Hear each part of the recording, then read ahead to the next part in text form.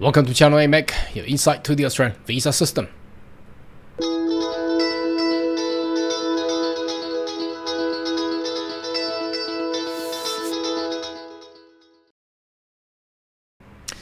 Good day everyone, my name is Carl Young, your online YouTube visa consultant.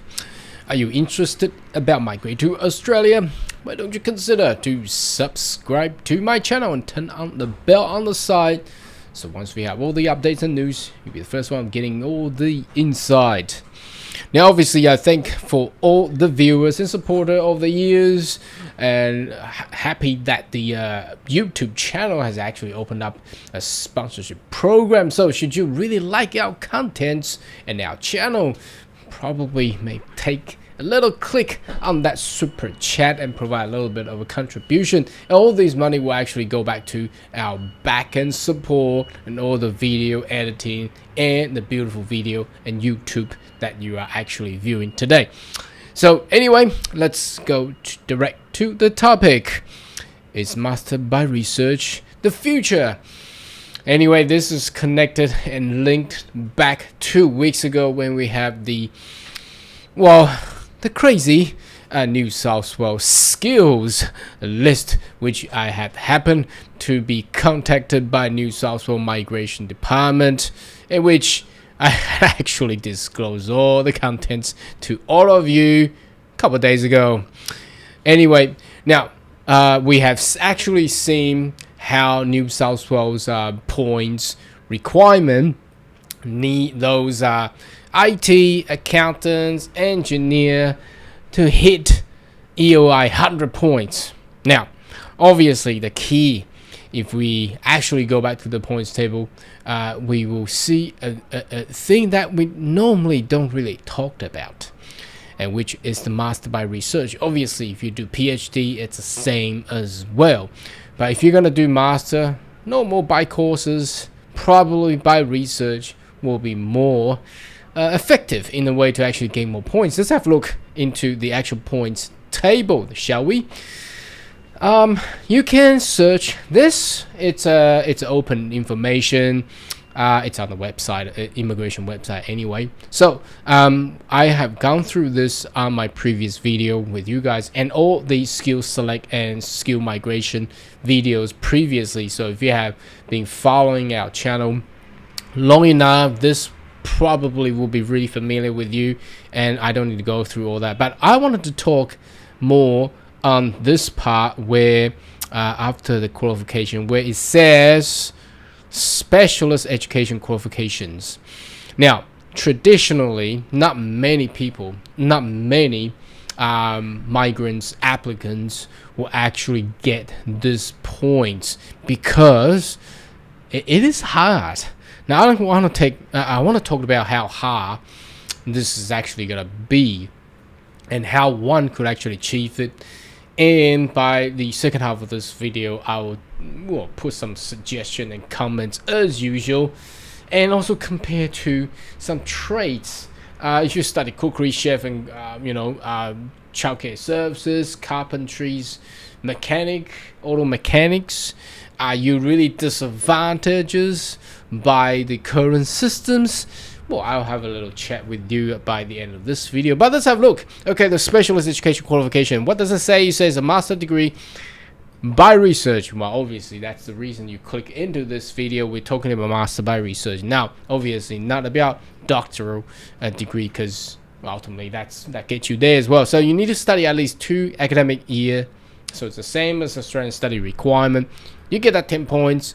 And how do they define those master degree and with the special education? So for example, if you do a master degree in by research in art, more probably in music, probably won't get this. In economics, no, you don't get that points too.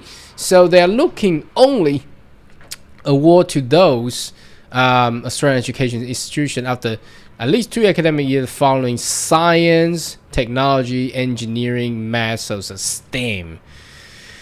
If you're not in those fields, well, unfortunately, you won't really get picked. So my suggestion here is, if you are going into research and not in the STEM field, what do? Perhaps you see if you can jump straight to PhD, because your PhD you get at 20 points. Because master by research you don't really get that, but you're not in the specialist education field anyway. So if you're not in the STEM, probably jump straight to doctoral degree. Well, but that's gonna be harder because you gotta spend 4 years. Anyhow, let's come back here. So the STEM actually includes natural and physics sciences, that's biological science, chemical, earth, mathematics, natural and physical science, other natural physics science, and physics and astronomy, IT, information technology. That's basically everybody will know what IT covers. Engineer, you know all the engineer, as long as the degree has the N attached with engineering, then that's all in there. Now, how hard is this? Well, I recall back probably 20 years ago, I was offered to do a master by research. Unfortunately, I didn't complete it because I used to be an ICT specialist in the information system, where I go into those SQL database, data mining, what they call big data nowadays. So I was offered by QUT to actually do a research master. Honestly, it's actually quite hard. And first of all, it's actually quite hard to be actually chosen. So you could not possibly go into a university and apply for master by research. You need to prepare an AP.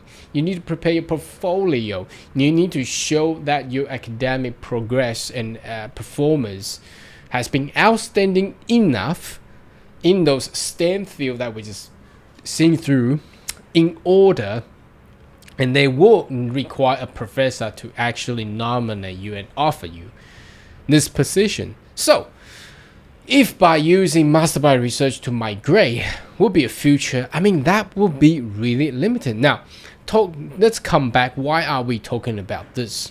Well, obviously, if you want to get into the New South Wales Skills List with 100 points, 110 points, I suspect you are really actually need to get those 10 point, vital 10 point to actually get yourself invited. Otherwise, it will be really, really and extremely quite hard. I don't think there will be that many people to be actually be chosen, especially that we have seen the New South Wales government have written to me that they have how many quota? I think about 9,000. Now, I don't think 9,000 people will actually get those kind of treatment.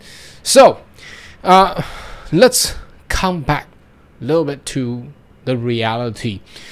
Now, I don't really recommend, but if you can actually get master by research, well, do so. But again, if you can do master by research, why New South Wales? I mean, why?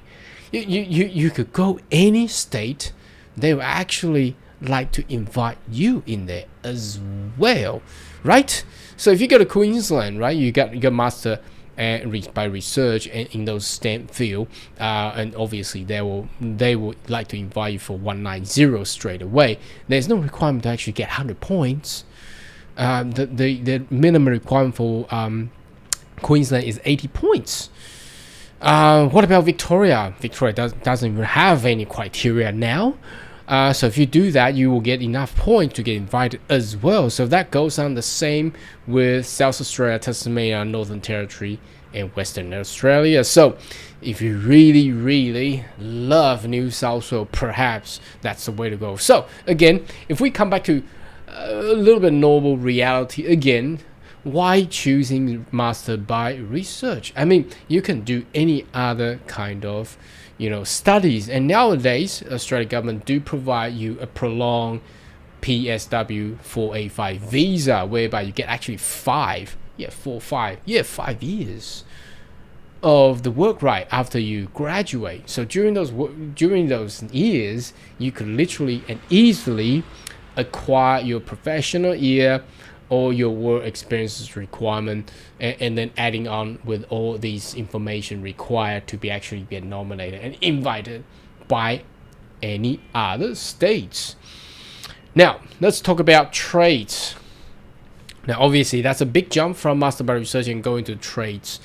I've received a lot of comments saying that, well, what about the tradesmen? Are they getting a disadvantage over the recent changes of the policies? Obviously, the New South Wales Skills List has struck a lot of people's mind, and very disappointed.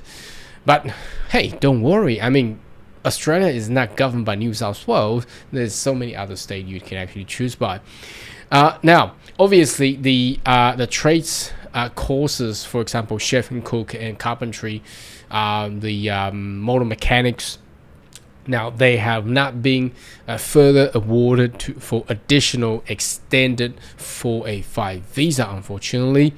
Well, it is true that is a little bit of disadvantages, but apart from that, traditionally, if you have chosen to study whichever the TAFE or private institution that you actually go into for those trades courses, generally you're already being offered with internship and job and things like that. So after you actually graduate, you get 2 years of the work experience. I think will be long enough, as long as you continue to work after you graduate for 1 year. I've gone through those videos with you in the previous video, and you can actually get your JRP skill assessment done, and at that point of time, I think you could technically migrate with the new criteria that has been offered by most of the states.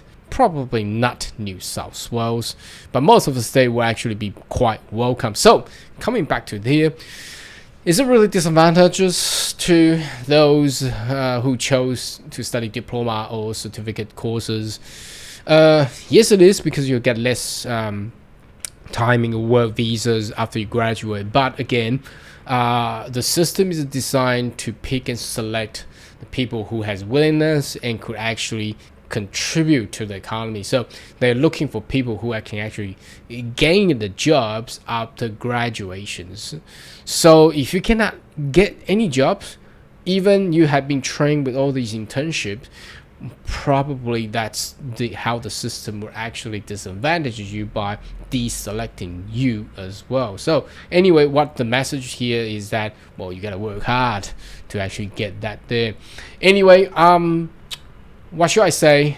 If you really like New South Wales, yeah, you might as well go, but you just need to get that mindset ahead. Otherwise, probably stay away from it, not until the next skills list has been announced. Now, would they actually write another email to me? Probably, but well, I'm just basically telling the truth, and that's how a lot of people feels anyway, isn't it? And I think a lot of other YouTubers are doing the same too.